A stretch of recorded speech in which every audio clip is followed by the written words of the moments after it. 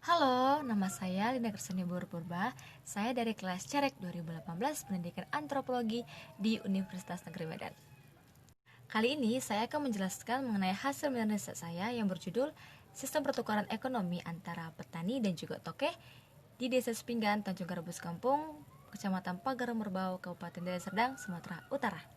Tujuan penelitian ini adalah untuk mengetahui proses pertukaran ekonomi yang terjadi di antara petani dan juga tokeh dan dampak positif dan negatif yang dihasilkan dari sistem pertukaran ekonomi yang petani dan tokeh di Desa Sepinggan gunakan.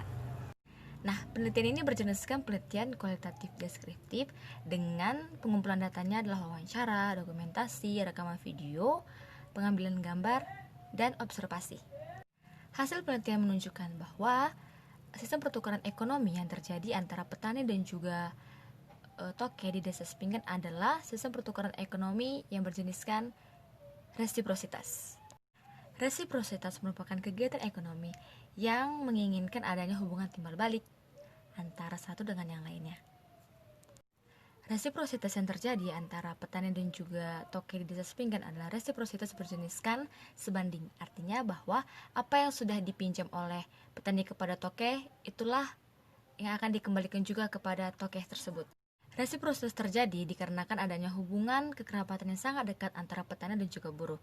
Artinya adalah hubungan kekerabatanlah yang menjalin terjadinya resiprositas antara kedua informan dalam penelitian ini. Petani meminjam modal kepada tokeh untuk modal turun ke sawah, dikarenakan petani tidak mempunyai banyak modal untuk turun ke sawah. Maka kebanyakan petani meminjam modal kepada tokeh. Nah, selanjutnya adalah adanya rasa pasrah dengan harga. Artinya bahwa jika petani sudah memberikan semua hasil panen kepada tokeh, maka petani sudah pasrah dengan harga yang sudah ditentukan oleh tokehnya nantinya. Inilah yang sering terjadi di antara petani, di mana banyaknya protes mengenai harga yang ditentukan oleh tokeh tersebut. Tapi apa boleh buat, inilah yang terjadi di lapangan. Selanjutnya adalah adanya rasa tidak enak jika menjual pada orang lain. Nah, ini timbul dikarenakan adanya hubungan kekerabatan yang terjalin antara petani dan juga tokeh, di mana adanya rasa tidak enak jika menjual kepada orang lain. Dan untuk sebenarnya, petani itu bisa menjualkan kepada tokeh yang lain. Namun, karena adanya kekerabatan yang sangat dekat, maka petani memilih untuk tidak menjual kepada orang lain, melainkan menjual kepada tokeh, yaitu kerabatnya sendiri. Nah, penelitian ini juga saya kaitkan dengan adanya ekonomi moral, di mana ekonomi moral ini adalah suatu kegiatan ekonomi yang lebih mementingkan nilai sosial dalam melakukan kegiatan ekonominya. Nah, di sini terdapat patron klien, yaitu petani dan juga tokeh. Lalu adanya middleman. Di sini tokeh menjadi perantara dalam menjual hasil pertanian masyarakat. Selanjutnya adalah ketakutan mendapat risiko dari petani.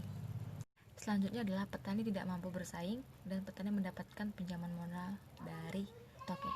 Nah, inilah yang terjadi dan yang saya amati di dalam proses penukaran resiprositas dan juga yang saya kaitkan dengan ekonomi moral.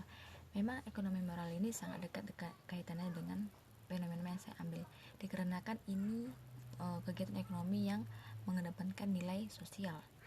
Nah, untuk dampak positif dan negatifnya adalah dampak positifnya petani mendapatkan modal untuk bertani, yaitu dari tokeh itu langsung, dan tidak adanya bunga dalam meminjam. Artinya seberapa yang dipinjam oleh petani, segitulah yang akan dipulangkan nantinya di masa panen.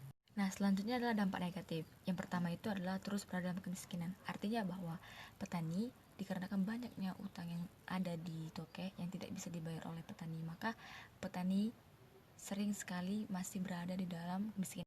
Lalu adanya sanksi yang diberikan dalam peminjaman uang. Artinya jika petani tidak bisa membayar utangnya di masa panen nantinya, maka tokeh akan memberikan sanksi yang sangat tegas kepada petani untuk peminjamannya.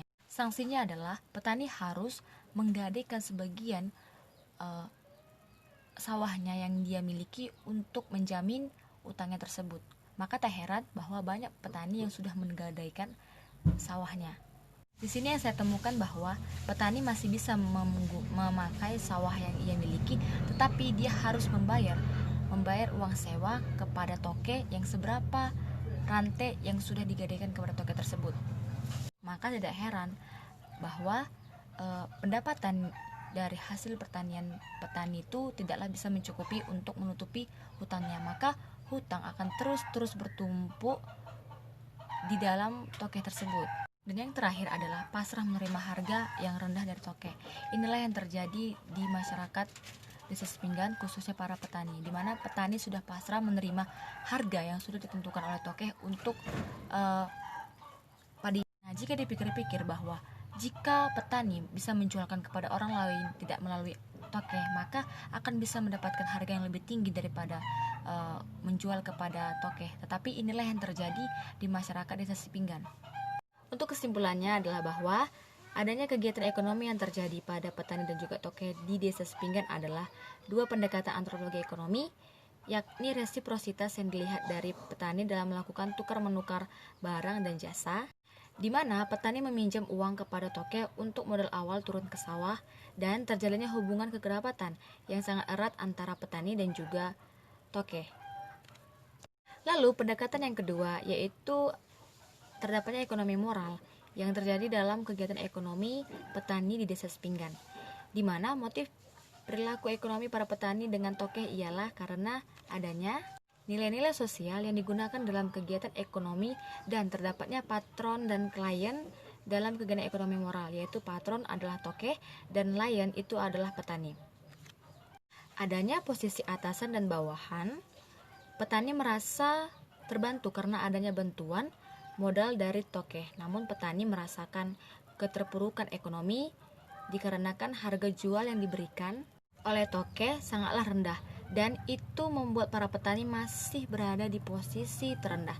Tidak ada keberanian untuk menjual sendiri dan tidak mau menerima resiko dari hasil pertaniannya. Sekianlah presentasi dari hasil menurut saya, semoga dapat bermanfaat bagi kita semua. Saya Lina Kristiani mengucapkan terima kasih atas perhatian kita semua. Sekian dan terima kasih. Sampai jumpa.